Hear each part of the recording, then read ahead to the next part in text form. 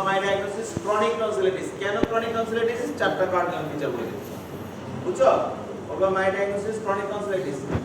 কেন অনেকে বলতে পারে না পরে সারাই জিজ্ঞেস করে কার্ডিনাল ফিচারস গুলো স্যার ওইখানে কি নরমাল পেশেন্ট থাকবে নাকি টনসিলের পেশেন্টই থাকবে ম্যাক্সিমাম এনলার্জ টনসিল এরকম আমরা দেখি মানে ওর তো কমপ্লেইন নাই কিন্তু এরকম পাই আমরা এই ইয়াতেই পাই আমাদের অ্যাটেন্ডেন্স এদের কাউকে বসে দিই টনসিলে তো না আমাদের পেশেন্ট দিতে দিই সবারই টনসিল আছে নেক্সট হচ্ছে আমাদের জিজ্ঞেস করবে কার্ডিনাল মানে কিভাবে বুঝলা তুমি ক্রনিক টনসিলিটিস তোমার পক্ষে যুক্তি এটা তুমি বলবে কি কার্ডিনাল ফিচারস গুলো বলে দিবে চারটা কার্ডিনাল ফিচারস তারপরে যেগুলো তোমার এখন ট্রিটমেন্ট কি বলবো স্যার টনসিলেক্টমি কেন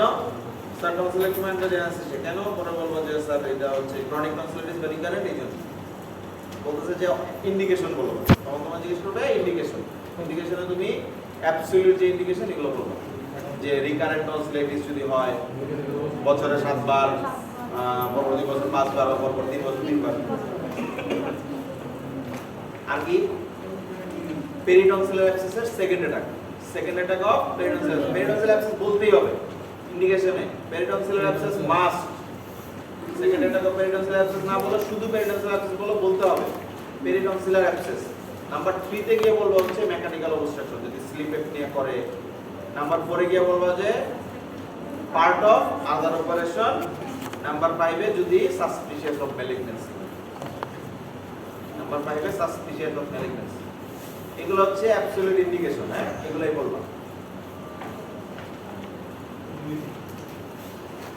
নেক্সট জিজ্ঞেস করবে যে কি মেথডে করা যায় methods of tonsillectomy hot and cold hot method cold method কি হট মেথড আছে কি কোল্ড মেথড আছে বলো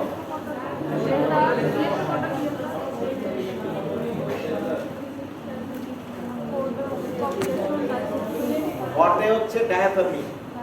তারপরে হচ্ছে লেজার আর একটা কি কবলেশন অফ হটি কোল্ডের মধ্যে কি ডিসেকশন মেথড তারপরে যে হারমোনিক স্কালপেল আর একটা কি বুলেটন মেথড এরকম করে না নেক্সট হচ্ছে আমাদের কমপ্লিকেশনস অফ টনসিলেক্টমি কি কমপ্লিকেশন হতে পারে তুমি অপারেশন করলে কি কমপ্লিকেশন হতে পারে নাম্বার 1 এ আসবে হেমোরেজ বলবে কি ধরনের হেমোরেজ